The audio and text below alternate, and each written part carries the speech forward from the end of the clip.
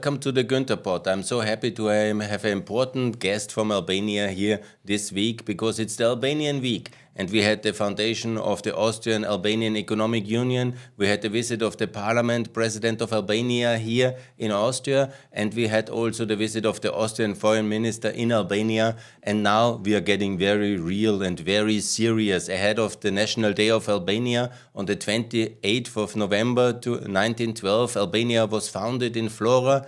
And then, of course, every year, the 28th of November is the National Day of Albania. We celebrated it yesterday at the Albanian Embassy at the Diplomatic Academy here in Vienna. And that's always a very special day for me because I love Albania.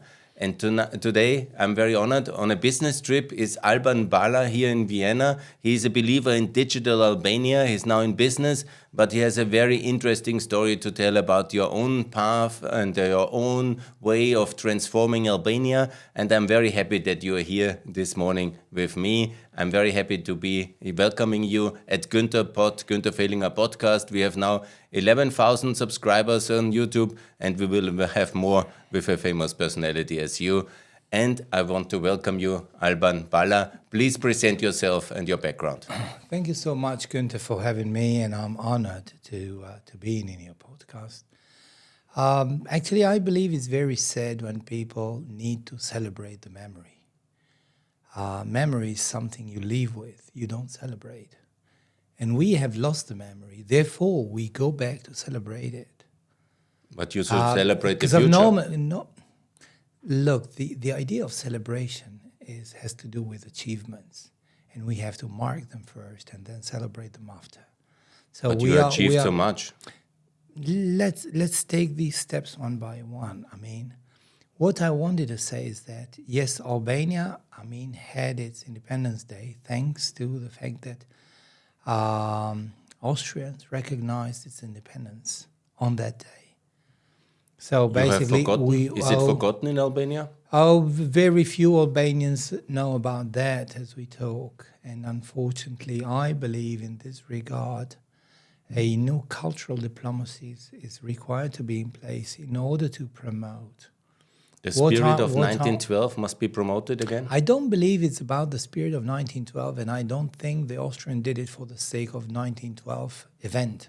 They did it for the sake of a much longer and much deep-rooted in history in terms of connection. Albanians have only one science. You mean that Albania? Let me just carry on. If you cut me with questions, basically I'm losing the momentum. We have one science where we have been excelling, and this is Albanology. Albanology would not have existed without the University of Graz. All our scholars basically were shaped, formed, and actually educated in Austria. We may never forget that. We would never know that well about our past if it were not for the excellent and, the most brilliant Austrian minds. And I think somehow Albania represented to the Germanic kind of body of culture not only thousands years ahead history of the Aryan race and a presence on a continent that belonged to this proud tribe of people, but also something more deeper than that. Albanians were, let's say, the first ancestors who Christianized. And to some extent, in terms of civilizations, Albanians were Christianized even before Romans did so. Were the Albanians because the Illyrians? St. Paul stopped in Illyria, in the Illyrian, in Durrës actually, before he traveled further down to Italy and moved to Sicily, before then walking up and reaching, let's say, the rest of the Roman Empire. But the story is that somehow we have been preceding the history of the continent. As a small nation as we are, unfortunately, we have not been contributing much in the history. So we got to be well balanced between what we may be proud of and what has been our failures, in order to also understand where are we heading to. So in this is Albania a European civilization? So is Europe a European civilization? Is a good question to pose now. Because I'm afraid we are far from any kind of possibility to any further define European civilization. We are talking about gender agendas. We're not talking about European civilization anymore. You're talking about something that dates back in the theory of doubt, dates back with, the masters of the Christian church. Thomas Aquinas, that basically raised the question and said the doubt is the foundation of knowledge, right? Something that built up. But it was not about agnosticism that he was talking about. He was talking about doubt as a rational approach to build knowledge in order to use this knowledge and hail God. We have lost this. We now discuss about even uncertainties in terms of who we are, for crying out loud. And therefore I'm saying, if we are talking about an identity, we got to be really serious and really, much deeper than a simple definition of flags or political projects that are, however, very recent, if we go back to the establishment of European Union, which was a beautiful, maybe the most graceful concept applied since the unification of the Pope. You know that in 1350, Europe had 3 popes. And they got to have one in order to unify, in order to basically regain control and concept on a territory that belonged to them. And I do believe that somehow bringing back a unified project was aiming, and we have to really bow and be thankful to the incredible, product of the Christian Democrats that have brought to Europe really the missing light of a philosophy that was not just how do we spread taxes after we collect them. It's not about that. Politics is not about that. It's how to build a human being to the height of a virtue, to make people love the life by paying the due respect to their nation and country, and by belonging to a reality that is not just terrestrial, that goes beyond this, that has, of course, a transcendental belonging, something that you no longer listen to the European narrative. And this is what I believe is the most important thing, that somehow even countries coming from the margins of a territorial reality like Albania can bring in through the wisdom of survival. Because normally the wisdom of survival is what has been serving well certain civilizations, turning them into everlasting empires of knowledge, of upbringing, a new level of awareness. If you talk about resilience, I believe behind the survival of the Japanese empire is exactly the philosophy of resilience. Let me ask you a question now. Okay, please, sorry, of course. Because that's the idea of a podcast, to discuss of course, a bit. sorry, yeah. And now you have to disclose a little bit your secrets. You're one of the founders of the Democratic Party, of the center right-wing party of Albania. Directly after the transition, you had the wisdom with your friends to form a center right-wing, a Christian Democratic Party. Tell me about it, how that was. How was the transition when you were instrumental as a young student to end communism in your native Albania? Tell us about these dangerous and courageous activities of yours in the year 1990. Okay, when you're part of a crowd, nothing is dangerous and nothing is so courageous. You're part of a crowd. So the spirit is a massive and collective spirit. Therefore, I don't believe anybody had the wisdom more than the hunger for freedom. We were thirsty for freedom, and in the effort to somehow build a new level of freedom, we basically moved together, and parties joined each other.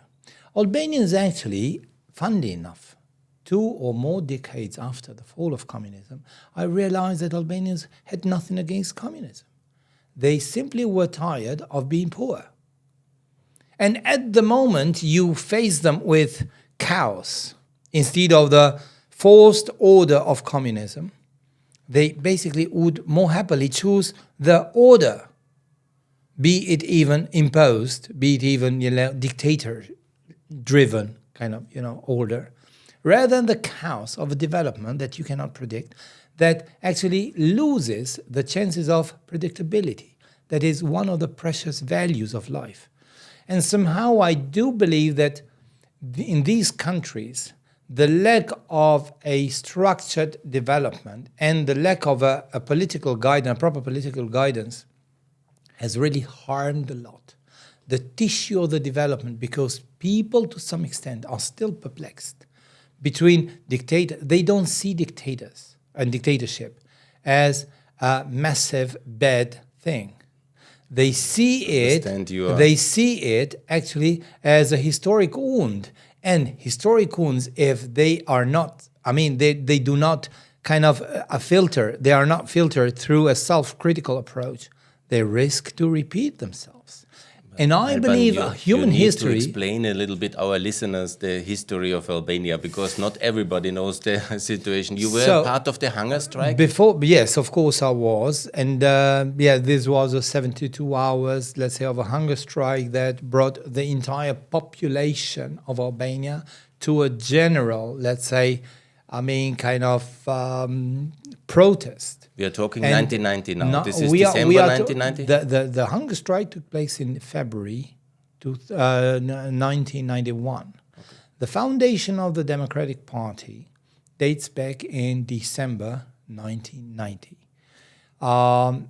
The thing is that the Democratic Party was founded by... So we basically were down with communism, but long live the communists. So in this funny kind of approach, actually, Albania developed there was this monument of Enver Hoxha in the city. This basically was taken down only in February 2021 at the end of the hunger strike. This marked, yes, the hunger strike of students, was the first real attack to the image of the dictator, to remove the name of the dictator from the University of Tirana. Were you there when this monument was? No, the removal of the monument basically took place at the square. We were inside a closed area where a hunger strike was taking place. So, and that was even surrounded by police. There were thousands of secret service, around and stuff.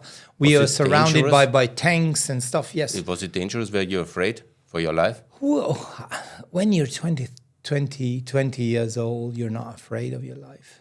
You start, and this is the problem now, because normally what dictatorships do, or what kind of, authoritarian leaders do, they remove the youth out of their, countries and let them go, because old people never would enact a revolution.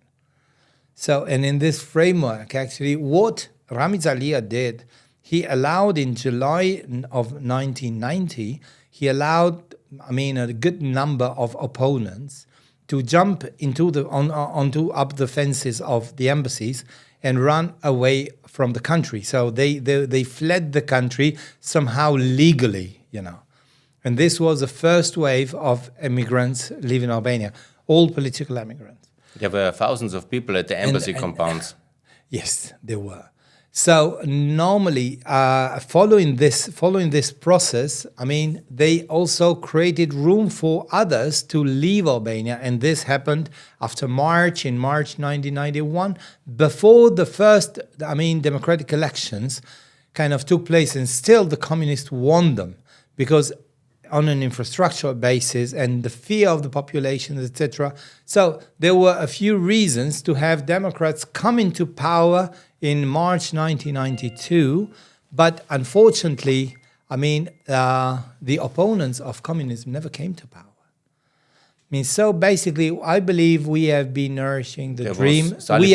We have been nourishing the dream, of fighting communism, but we did it providing an alibi to the communism.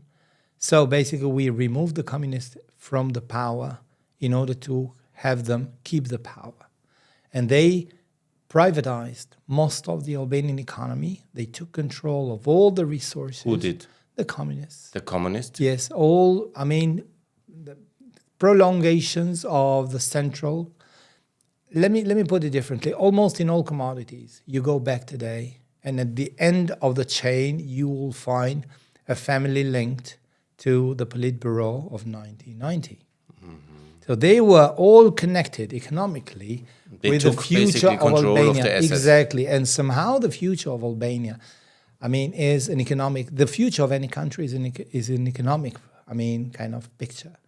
And in this framework, I believe Albania has been suffering a very long transition due to the fact that communism was never removed from power. Even the law on properties that the 7501, the famous law of Sali Berisha.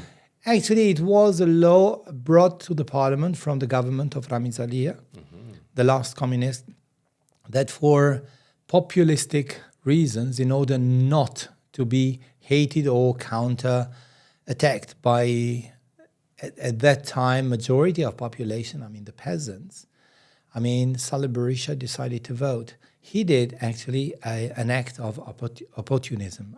It was an opportunistic choice that somehow killed the future of the country because it killed one of the pillars of the development of the country. And nowadays we do have even a law on strategic investments that allows the government to rob any property and have owners paid as much as the government wants at this very moment, which is actually a very harmful anti-European law attitude, hailed by European investors. Now, how fun is this? And therefore, I'm saying, if we want to talk about, the preparedness of a country to join the European Union, etc., I'm glad to see Albania endorsing very fast. All acquis communautaire, like 70% of it, has already been, in a way, endorsed in the country. The problem is bringing some laws from the paper to reality. This is the challenge. Do you think the present government of Albania is doing enough to bring Albania into the European Union fast enough? I believe the interest to bring Albania to the European Union is more European than Albanian. Why is that? The adoption of euro basically will impoverish Albania at the same time. Albanians are under a strong stress as we talk. The Albanians, due to the fact that there is a lot of European currency, entering the country. So the European currency has been devolved somehow, in the Albanian environment. So and a lot of people save already in euros. No, this has created now, a kind of pressure. So let's say you have to buy the labor in Albania or the raw materials. You have to buy them in Albanian currency, and when you export them, you sell them in euro. And euro is weaker and weaker because there is more and more euro entering the country from one side due to 10 million plus tourists a year. But not only, there is a lot. Oh, yes. And 10 million is a historic figure for Albanian tourism. It is indeed a historic figure. It is indeed very important. I believe countries need to somehow balance a bit better also the environmental impact produced by certain waves of tourism and turning it sustainable is a challenge. Albanian tourism is not yet sustainable. Albanian tourism, to some extent, is a massive appeal that will lead to a lot of disappointment. So if we were to have a 10 to 12 years kind of high profile in terms of attraction, we risk to reduce it by 50% if we mismanage it as we have been doing it so far. You mean the quality of services? It's not just the quality of services, it's the overall way how the country in a way is capable to absorb, serve and accompany. In an Albania that based on numbers, demographically speaking, Albania should be having like 4.5 million people, and they appear in their registers. But like 1/3 of them already live since decades now in Western Europe as much as in the United States. And they're very successful everywhere. that's another pair of shoes. Normally, you'd have like 2.8 to 3 million Albanians living in Albania, but they are not, because a lot of Albanians are traveling regularly, coming over, working few months here and there, making seasonal work, a bit in Europe, etc., in order to earn some money. And due to this, basically, Albania's market has been reduced in roughly maybe 1.8 million altogether. You mean permanently living population? People less than that 2 million. Yes, exactly. Now, out of these 2 million people, roughly 700,000 are people that have retired. So therefore, I'm saying, and you got to consider also youngsters and children and stuff. So basically, the working force being reduced. I mean, the entire systems, including the pension system, etc., are now in a very strong pressure, And somehow the government needs to adopt to new solutions, And I believe a lot more needs to be done in terms to make Albania sustainable. And unfortunately, we don't have a very reliable political proposal by any party that relates to the economic future and sustainability, of the development of the country by either party. We have committed parties to gain power, and we have seen, a strong competition on how to mismanage resources by all parties in almost 30-something years now. So in this framework, I would say that, yes, Albania is a rich country. It's the sixth richest country when it comes to waters. Albania is it has a enormous beautiful potential. It has a beautiful, kind of profile, both in terms of climate as much as touristically speaking, is very attractive. Albania has a number of niche sectors that can promise very well, and I believe organic farming can be one of these, as much as I believe that IT is another sector that really promises well, because being such a climate friendly with 300 days of sun, etc., Albania would be a beautiful place for people serving remotely their mandates, So they'd be living in Albania while working, and this would bring, let's say, a higher consumption in terms of capacity, power purchase capacity. As much as I do believe that we do have, a very rich profile in terms of minerals. So we used to be, during most of the second half of 20th century, we were the second exporter of chromium ore from Albania after Russians in a per capita basis.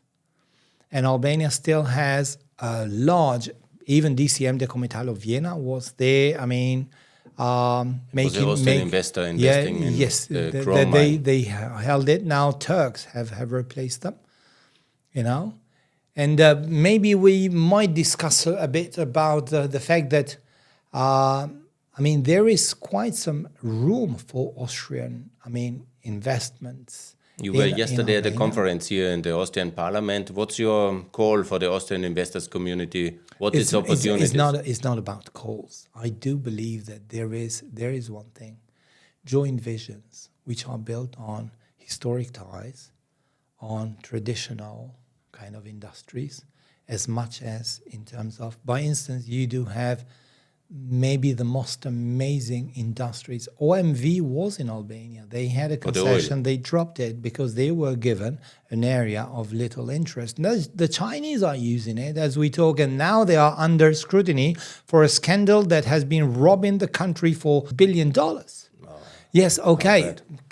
Yeah, but this is the point. When you choose improper companies to do certain things, you may not expect, other than, especially in a country with endemic kind of corruption like Albania. Therefore, you'd be happy to see a company like OMV, benefiting this thing, instead of having, let's say, anyone else. The previous ones who developed, let's say, Bankers Petroleum, that was later on acquired by a Chinese group, they were Canadians. The investors were Canadians, So in this framework, I do think that, yes, Albania is still rich in chrome, in nickel, in a number of heavy metals. So we do have in the northern Albania, some very precious resources. We got manganite. We got quite a few very important kind of resources that can produce quite well, especially if we are talking then about certain marbles and certain veins of stones. We have an incredibly rich kind of potential for the hydraulic cement, which is precious, especially in construction that relate with ports facilities, waters, rivers and stuff, And I believe with the climate change and these challenges faced today in many towns, certain constructions have got to be resilient in terms of water kind of attacks. Be it floods or whatever, would benefit a lot from this. And I think there's been a German interest actually in this direction early on. That was pushed back by the corruption and corruptive pressures of the Albanian government. We're talking 2003 here. So, and therefore I believe that, yes, we do promise well in terms of growth capacity. We do promise well in terms of raw materials. We have increasingly well-educated, working force that is very easily adaptable to join your market here, but you rather hire them in Albania, paying them fairly, because of the cost of living in Albania is still lower, paying them fairly, so you still would be saving. But at the same time, they would be happy because they would not need to change the environment of living. And in this framework, I think there is a lot of win-win to be built out of a vision where not benefits against investment prevail, but parties exchange, a very clear picture on their interest and somehow build together rather than, in a way, steal together. The ideology behind the foreign investment, invitations, has been on the concept of come over and let's steal together. This is not the way how you develop a country. This is not the way how you develop an industry. And therefore, you may have thousands by thousands, a dozen of thousands of Italian companies, but none of them is more than a SME. Why? Because they are not there to make business. They are there to take whatever they can. So this is the vision. Let's improve this overall picture towards a more I would also bring it back on a historic point of view. I don't believe any other country, apart from the Russians, thanks to the communist past of the country, no Albania and Albanian territories and the Balkan territories in terms of resources better than the Austrians do. Thanks to a history that I remember myself back in 1995, I've had the luxury to have a dinner with Otto von Habsburg, a highly distinguished personality, whom I was lucky to meet at Gellert Hotel in Budapest. And he was, and I believe a lot better things, quite a few things would have been worked out better if Austria's philosophy and the Habsburg concept to arrange in the Balkans, would have been implemented, including Macedonia, including solutions. By instance, I did not know that Otto von Habsburg has been behind the concept, and his institute, his sponsored institute, has been behind the concept to have Macedonia created a country like Switzerland with 4 cantons, that in a revolving way. It's been quite amazing. We all appreciate Otto von Habsburg. He's a great personality.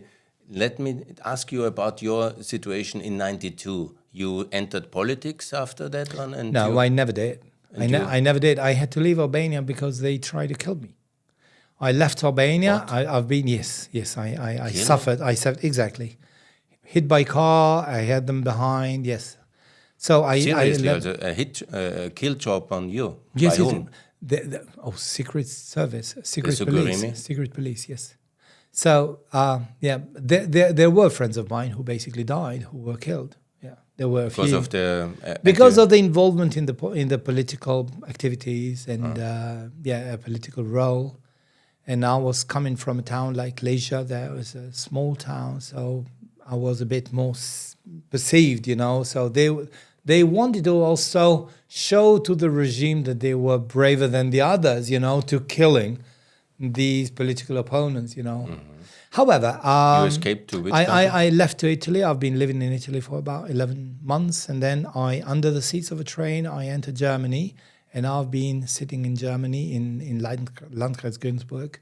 That's why you speak Italian and German, actually, quite well. So, and I've been living in Germany for about quite a good period, actually, for a year and a half. My last employment was with firma Wanzel. So, Metallwerker. I was a CNC operator. And however, I left Germany after I understood that I could not make any further with my studies. I used to study medicine at the time. And by instance, Bergischer was one of my professors. He was a university professor. A university at the medicine, yes. So, therefore I moved from, I moved from Germany then back after I found out that I had not economic resources to make further with my studies. I returned to Albania, completed my studies, and I've been working shortly at the Albanian Parliament for about a year. I've been serving a couple of electoral campaigns. I've studied PR and strategic communications. For the Democratic Party I served the Democratic Party back in 1996 and then I moved to media. I've been serving my last 5 years. The election which was contentious and led to the pyramid scheme collapsing and the crisis years, I remember, black years as they're called. I remember that period quite well, actually. Yes, there has been some interest behind it. And what I can tell now from the distance that, the leaders of the Democratic Party were not happy to see parties disclose the truth. So, by instance, I remember a former governor of the Albanian National Bank who was in a visit at IMF, at the time. And he basically disclosed to Voice of America in their studios in Washington about the risk of them. And I remember immediate fighting back on this truth, actually, told by someone knowledgeable, that you cannot say these things before the elections. Mm-hmm. So the populist policy prevailed, on responsible action. Mm-hmm. And I believe the Democrats paid for that, So the responsible action would have been to control the financial investment schemes. And the control on the financial schemes, I believe, was part of the privatization models generated. And a lot of money laundering activity was taking place at the time. The money laundering was necessitated from two directions. First were certain foreign secret services. That moved money through Albania using these schemes, to generate money and provide, let's say, something like legal way of earning.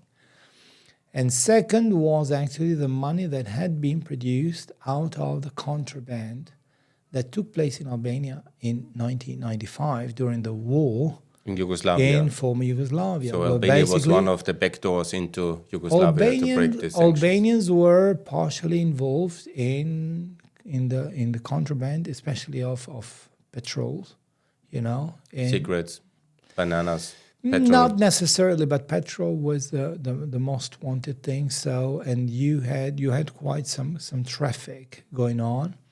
Friar Dures to Shkodra to Montenegro, which was then still part of the... Exactly. So, to some extent, but at the same time, you had trains entering, Serbia from Romania.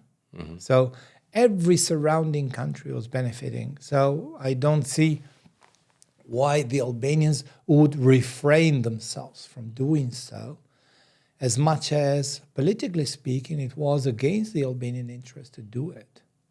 So, to some extent, yeah, let's say economic interest prevailed, and this is when you govern a country without principles, my friend. You lose control on things because normally you never put a principle in place. You would just play an interest. An interest would betray you at any moment.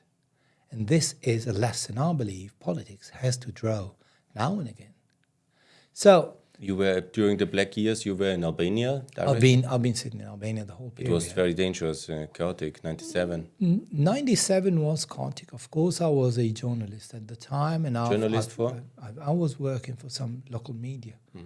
And in 97 and then 98, I got hired by Radio Free Europe. So I was reporting for this American radio, and I spent my last 5 years I've been working with Radio Free Europe, serving as well the international service. Based in Albania or I was serving from Albania. But the headquarters were in Prague. So I've been serving also their international service. And that's why you learned so good English, because you speak English I would say better than the English. I have been lucky enough to work for a number of prominent kind of organizations, including Burson Marsteller, whom I served with, a company I created afterwards. I left the media back in 2003 once I understood that the Albanian public had died. Its senses, its capacity to absorb news, its capacity to react against injustice was not there anymore. And when you do that, I remember disclosing a scandal of drug trafficking. And I was expecting a kind of fight back.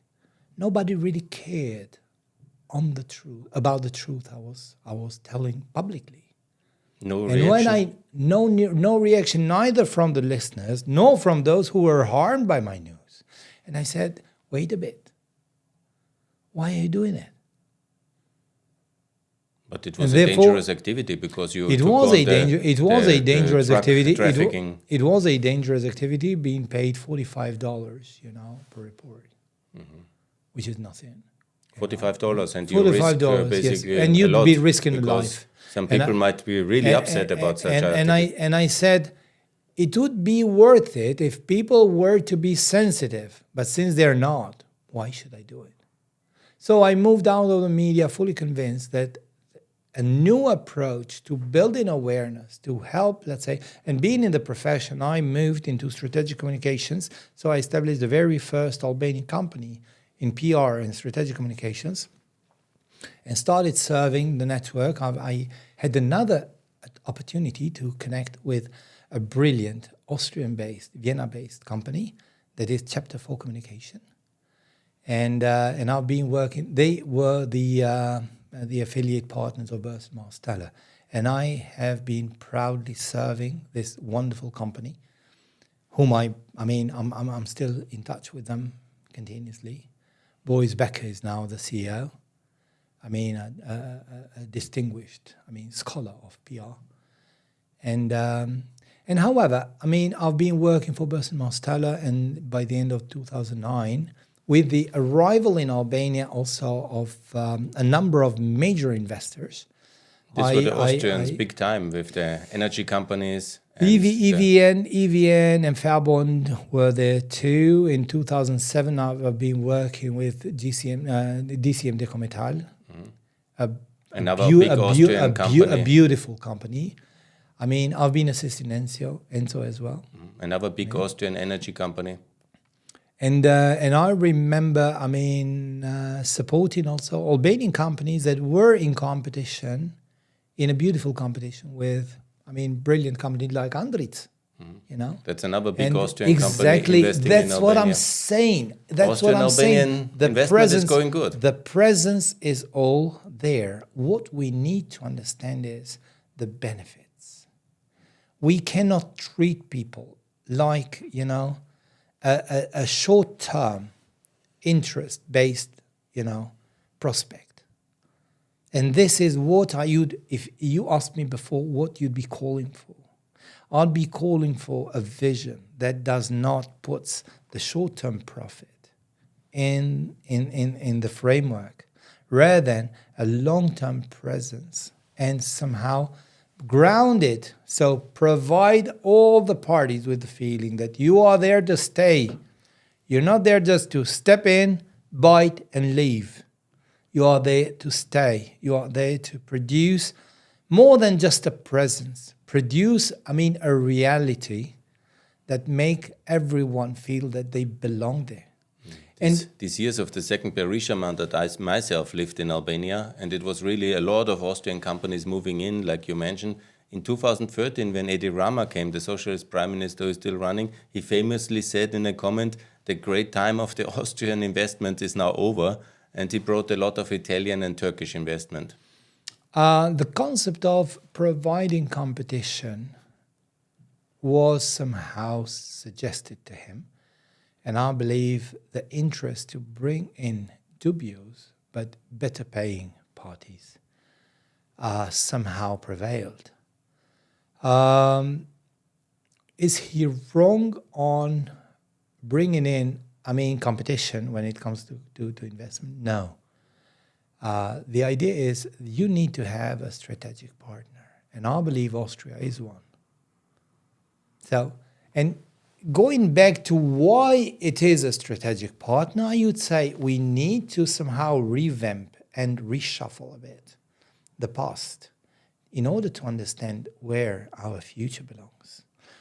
So, in this way, we have been well aware in many years that normally we are a piece of the long trunk of a civilization that is of Celtic origin.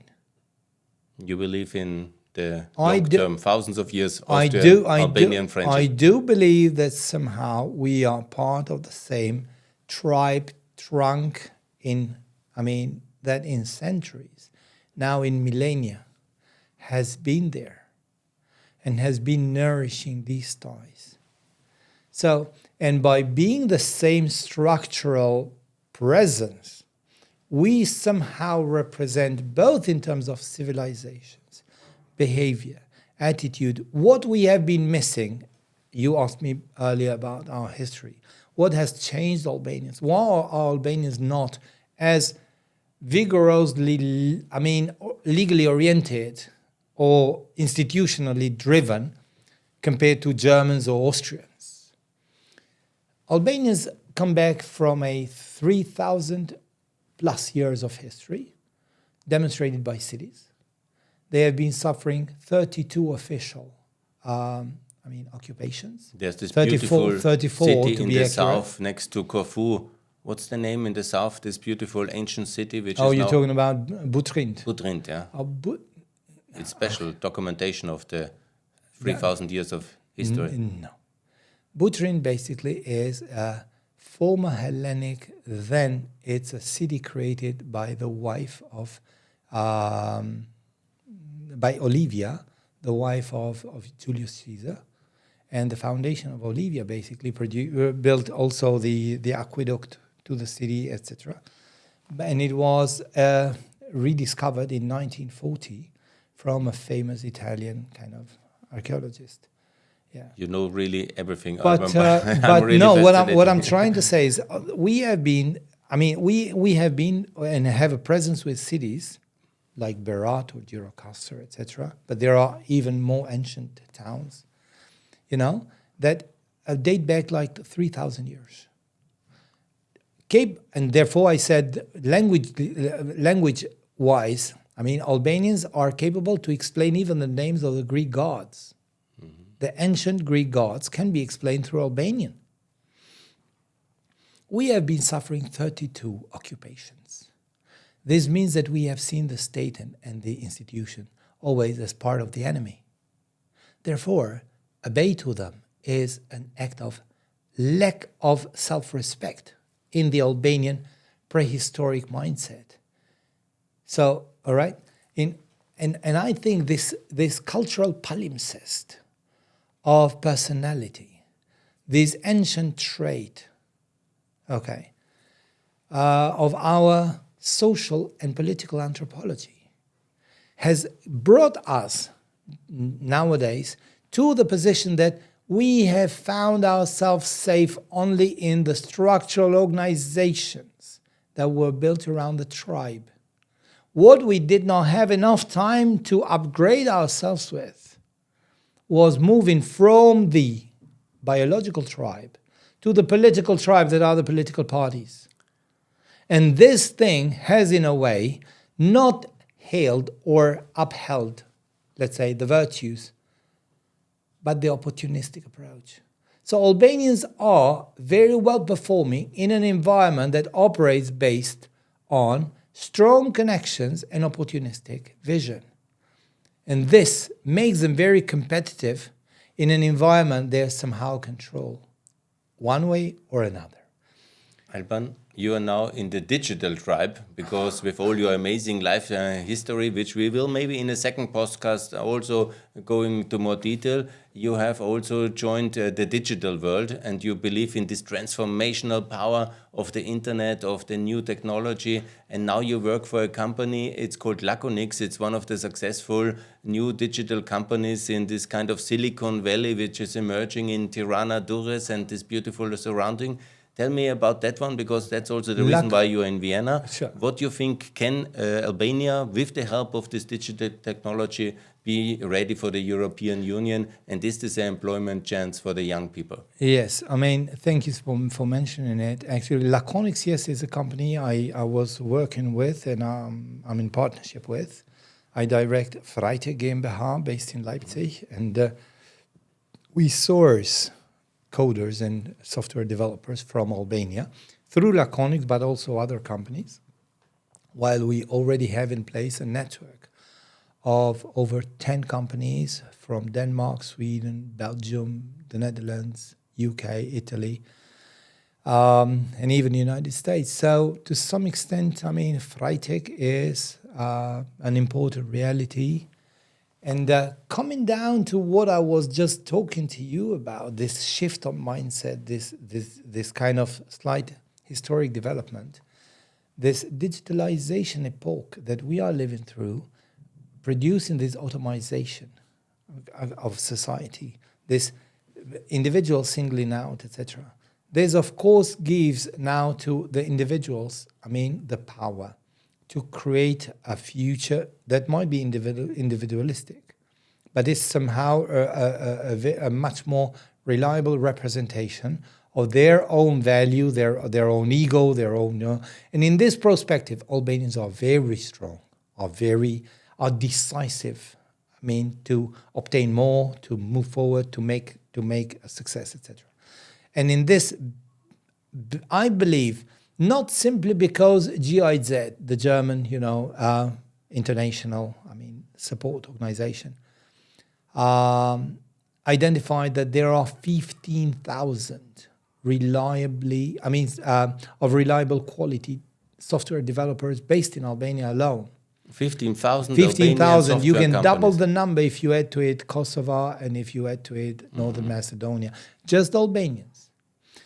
And if I tell you that now people more and more are following the trend of learning, let's say, new languages, and German is on top of it, being the engine of Europe.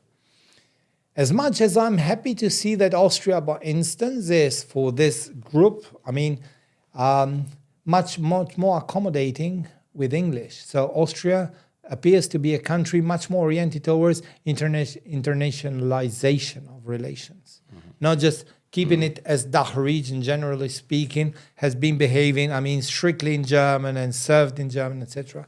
So the capacity to absorb, let's say, professionals that come and use English as a language, etc., is in Austria much more distinctive than you find it in Switzerland or even in Germany, especially in the Albert, do you northern think Germany. the vision which Lucas Wandel has once said, a Silicon Valley in Kosovo, Albania, Montenegro, Macedonia, Albanian Silicon Valley, is it possible? No, I see. These are coins. He's a politician. No. I mean, this is coining. I mean, there is one thing for sure. I believe time has come for Europe to endorse change, and this change will somehow start to be rolled out from the periphery from the Umgebung of the European Union, and this is the Western Balkans. The Western Balkans have enough history, I mean, quite some wisdom, and hopefully also some political, guidance to endorse and lead this change. Enough to make clear and produce this pilot project that, by releasing somehow the regulations and the strict kind of, bureaucracy, does not mean to lose control. It means to fasten the pace of development. And this is exactly what Europe needs most. Europeans need, nowadays I believe, they need to trust their future. They have started to lose the confidence in their past. They risk to lose the pride of being who they are. And somehow also not be so thankful for what they used to be. So, and in this framework, faster we regain confidence about our future through revamping the values of our past, and by also obtaining, let's say, the freedom to address. So be not afraid to make mistakes, but be ready to somehow, let's say, make them happen for the sake of what we believe, in ourselves.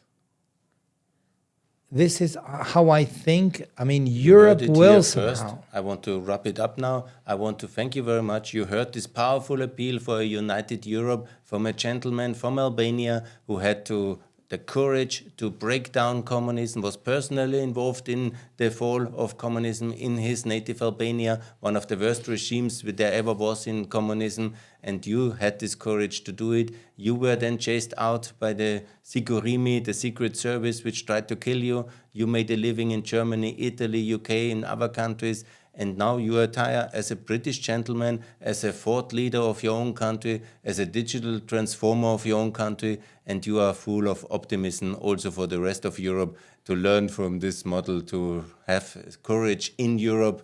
And maybe one last sentence for you, because we have to wrap it up, because you have to fly back to Albania and continue your mission here in Vienna. I want to thank you, and maybe a closing statement, an optimistic one here for our young audience. Albania will join the European Union? Oh, the optimistic is surely, Freiteg GmbH, together with the Albanian founding member, will be having a presence in Vienna very soon. Ah, good news, and so breaking news. We are happy to invest in Vienna because, let me put it differently, we believe in you. Albanian investment in Vienna coming. Exactly, we believe in you. Interesting, turn around now. We believe in you. Thank you. And I so hope that the same is valid on the other side. I personally believe in Albania, and we have to convince the Austrian and the European public still, but we will, with gentlemen like you.